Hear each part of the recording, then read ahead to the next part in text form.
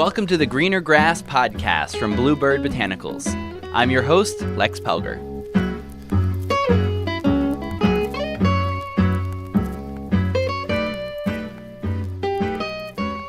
Today, I'm glad to be sharing a talk with someone representing AMVETS, the American Veterans Service Organization. From their communication department, we talk with Migs about the history of their organization and about their recent decision to publicly back medical marijuana use by veterans. To follow their organization or to help, see their site at amvets.org or on Twitter at AMVETSHQ. Hashtag join the conversation.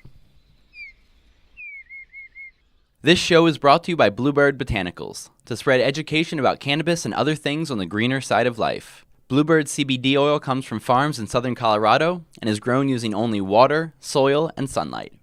Go to bluebirdbotanicals.com for more info.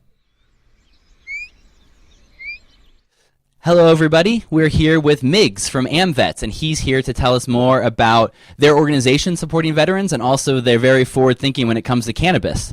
Thanks so much for taking the time to talk to us today. Yeah, thank you for having me. And what is it that you're doing for AMVETS currently? So I currently do their communications. I run their social media, edit their magazine, represented on Capitol Hill, basically just public affairs for the organization from the national standpoint. And how did this organization come about?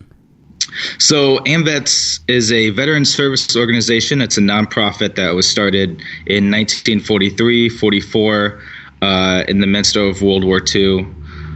Just as another place for veterans to be heard, for their benefits and their rights to be fought for, and that's what we do on a daily basis. And it seems like it's in a lot of different directions, too. You have services for veterans, you have volunteer organizations where you're giving back, 1 million hours a year to the community, and then lobbying as well? Yeah, so we help fill out VA claims. There's certain legislations as the VA being able to talk to their patients about medical marijuana, things like that we fight for. We help vets find jobs, build up their resumes, and then, as you said, just putting in volunteer hours, going to retirement homes, bringing vets out and about any way that we can kind of help empower veterans. So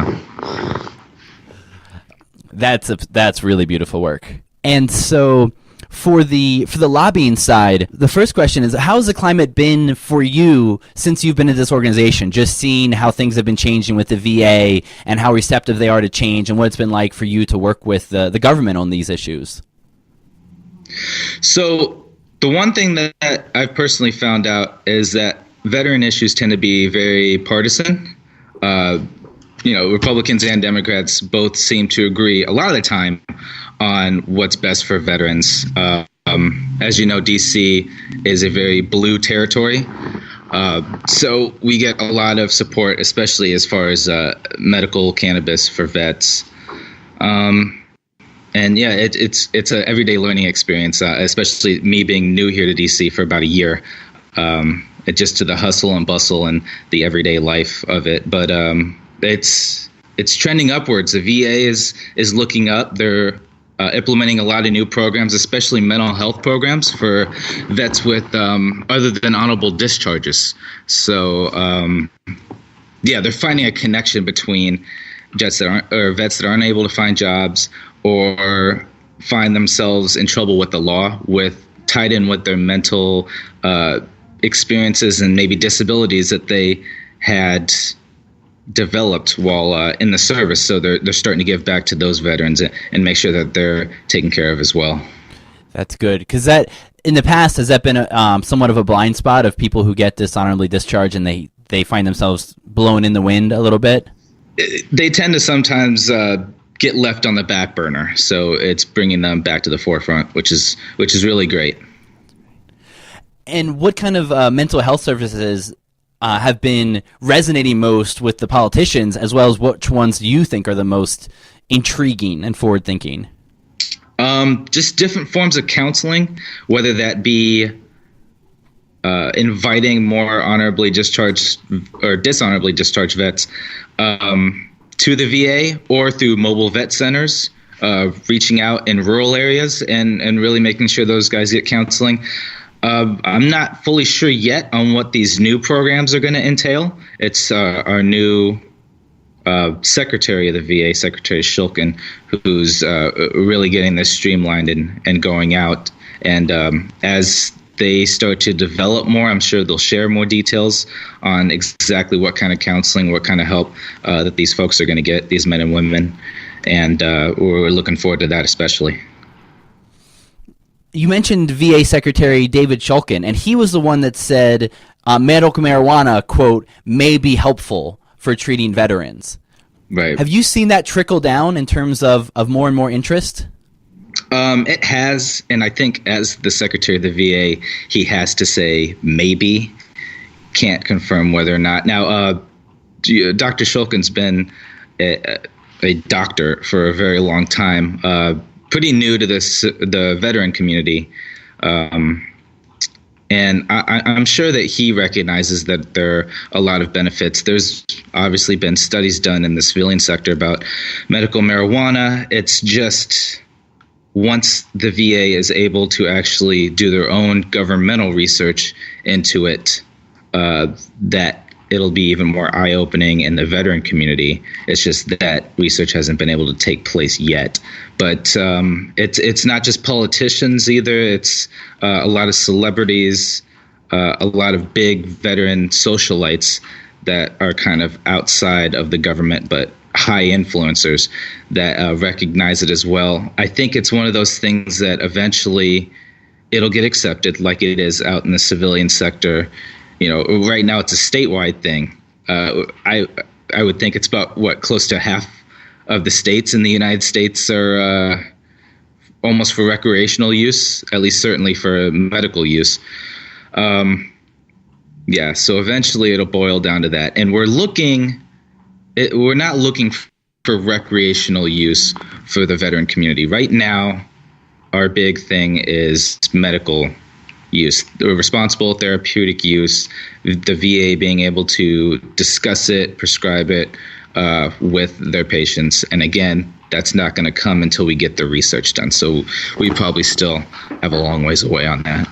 And so how have you felt the veteran community responding to medical marijuana in general as the idea percolates out there?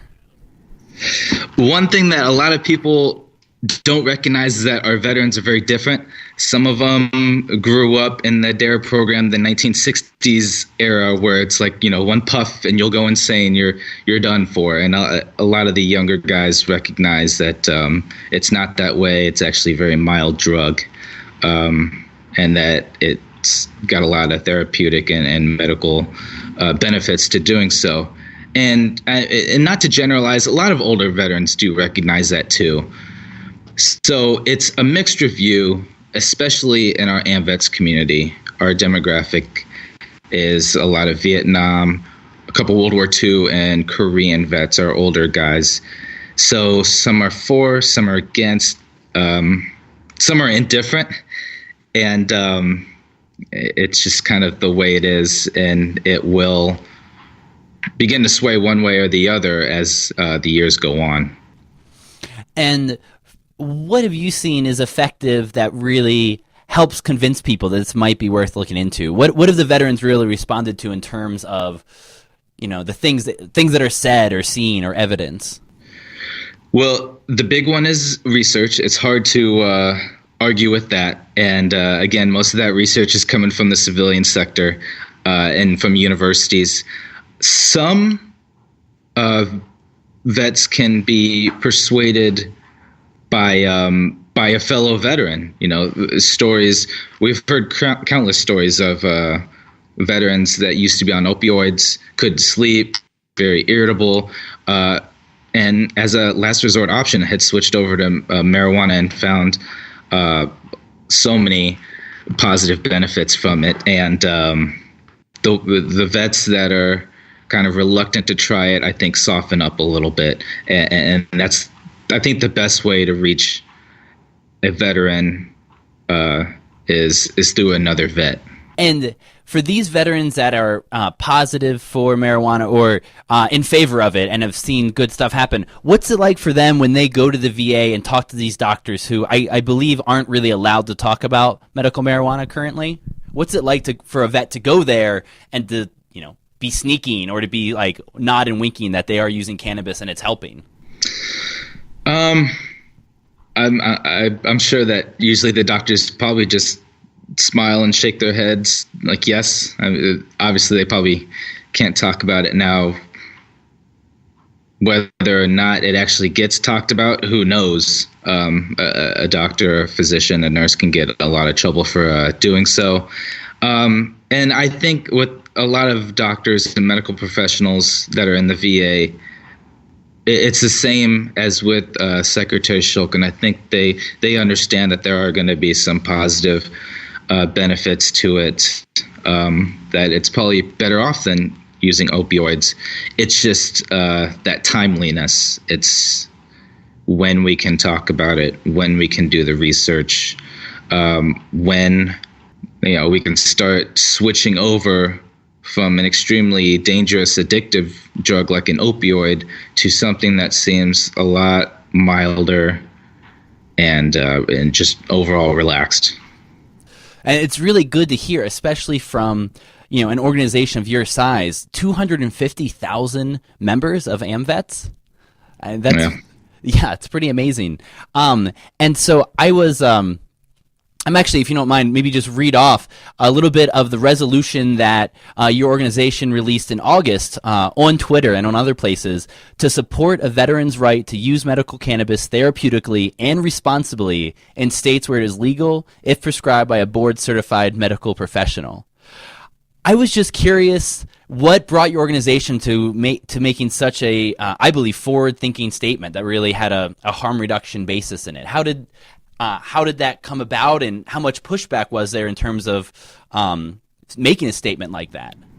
So this was crafted up a couple of years ago, so I'm not sure of the initial feedback that they had gotten. I've been here for about a year now.